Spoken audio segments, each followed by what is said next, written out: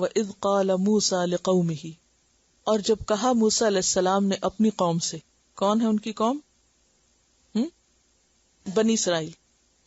یا قومی، اے میری قوم، لِمَ تُؤْذُونَنِی، تم مجھے کیوں اذیت دیتے ہو، کیوں ستاتے ہو مجھ کو. وَقَدْ تَعْلَمُونَ، حالانکہ تحقیق تم جانتے ہو، تمہیں اچھی طرح پتا ہے، انی رسول اللہ الیکم، کہ میں تمہاری طرف اللہ کا رسول بنا کے بھیجا گیا ہوں. تمہیں نہیں معلوم کہ میں خدا کا نمائندہ ہوں اور میں اللہ ہی کا حکم تمہارے پاس لے کر آیا ہوں. اب یہ آیت اس کے فوراً بعد کیوں آئی؟ اس لیے کہ صف بنوانے کے لیے بھی تو کوئی ہونا چاہیے نا. امام ہو تو صف بنتی ہے.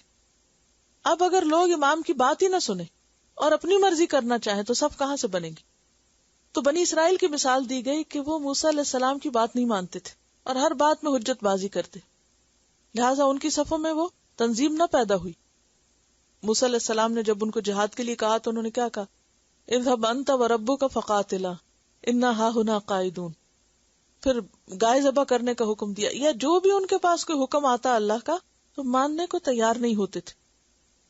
اب یہ چیز پیغمبر کے لیے اذیت کا سبب بنتی. اور پھر ان کی ذات پر طرح طرح کی باتیں، اور ایک خاص واقعہ بھی حدیث کی کتابوں میں ملتا ہے کہ ان کے اوپر ایک، چونکہ بہت باحیات تھے، ہمیشہ بالباس رہتے، تو ان پہ انہوں نے الزام لگانا شروع کیا کہ ان کے جسم پر برس کے داغ ہیں اور اس وجہ سے یہ اپنے آپ کو چھپا کے رکھتے ہیں.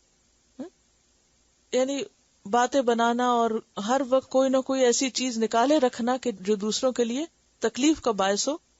تو انہوں نے اپنی قوم سے کہا لِمَ تُؤْذُونَنِی، کیوں مجھے تنگ کرتے ہو، وَقَدْ تَعْلَمُونَ أَنِّی رَسُولُ اللَّهِ، اور یہ کیوں کہا کہ میں اللہ کا رسول ہوں؟ کیونکہ اللہ کا رسول جو ہوتا ہے اللہ کا نمائندہ ہوتا ہے اور اس کی بات تمام انسانوں کی بات سے اہم ہوتی ہے اور اس کو ماننا ضروری ہوتا ہے.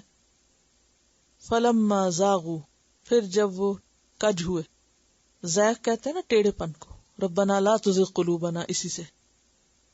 پھر جب وہ پھر گئے، یعنی حق سے انحراف کیا انہوں نے، نگاہ کے ٹیڑھے ہونے کے لیے بات ہے. ما زاغ البصر ازاغ اللہ قلوبہم، اللہ نے ان کے دل ٹیڑھے کر دیے. اور یہ ایک طرح سے سزا ہوتی ہے. جب ایک انسان کو حق سامنے نظر آئے اور وہ اس کو فالو نہ کرے تو پھر ایک وقت آتا ہے کہ اللہ تعالیٰ انسان کے اندر سے حق کو پہچاننے، ماننے اور فالو کرنے کی صلاحیت چھین لیتا ہے. فَلَمَّا زَاغُوا أَزَاغَ اللَّهُ قُلُوبَهُمْ وَاللَّهُ لَا يَهْدِي الْقَوْمَ الْفَاسِقِينَ، اور اللہ فاسق لوگوں کو، حد سے نکلنے والوں کو ہدایت نہیں دیتا.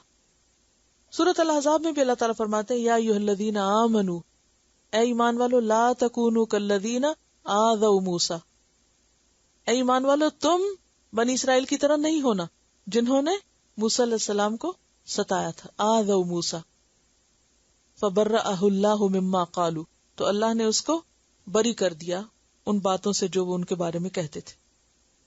ایسا کب ہوتا ہے کہ انسان کا دل ٹیڑھا ہو جائے؟ اور یہاں یہ بھی پتہ چلتا ہے کہ جب انسان خود ٹیڑھا ہوتا ہے تو پھر اللہ اس سے صلاحیت چھینتا ہے، پھر اللہ بھی اس کو ٹیڑھا کرتا ہے. فلما زاغوا، جب خود ٹیڑھے ہوئے، خود بہکے، خود حق سے مڑے، ازاغ اللہ قلوبہم، تو پھر اللہ نے دل ٹیڑھے کر دیے.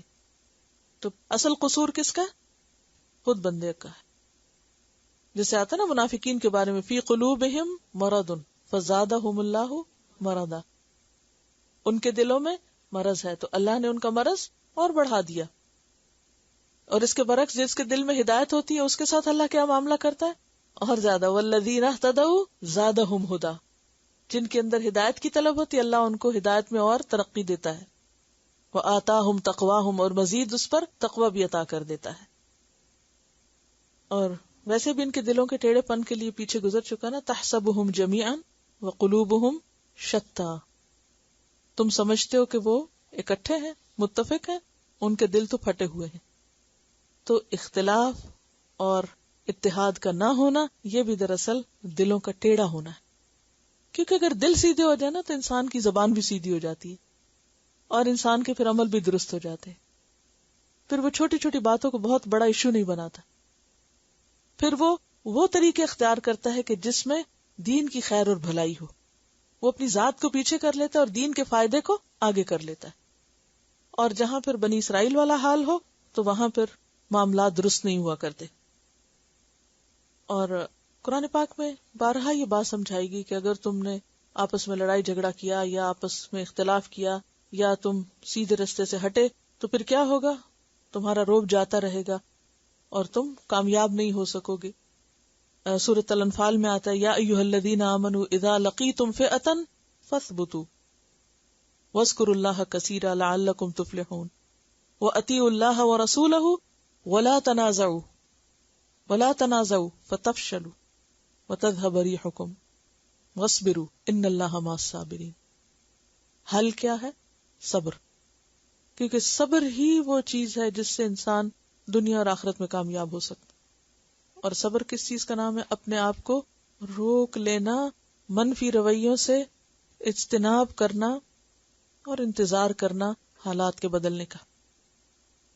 آپ دیکھیے، تبدیلی کسی بھی چیز میں تبدیلی ایک لازمی عمل ہے اس زمین پر. اگر آج غم ہے، دکھ ہے، تکلیف ہے تو یہ پرماننٹ نہیں. اگر آج خوشی ہے تو پرماننٹ نہیں. اگر آج حالات اچھے، اگر آج آپ نے کوئی اچھی خبر سنی ہے تو پرماننٹ نہیں. شام تو ہونے دیں، پھر دیکھیں اور کیا سنتے.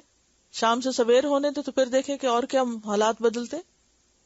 تو اکثر آپ نے غور کیا ہوگا کہ صبح کے وقت آپ اچھے ہیں تو شام کو کچھ اور سامنے آ جاتا ہے. شام کو آپ بہت اچھے ہیں تو سویرے اٹھتے ہیں تو کوئی اور بات ہو رہی ہوتی ہے.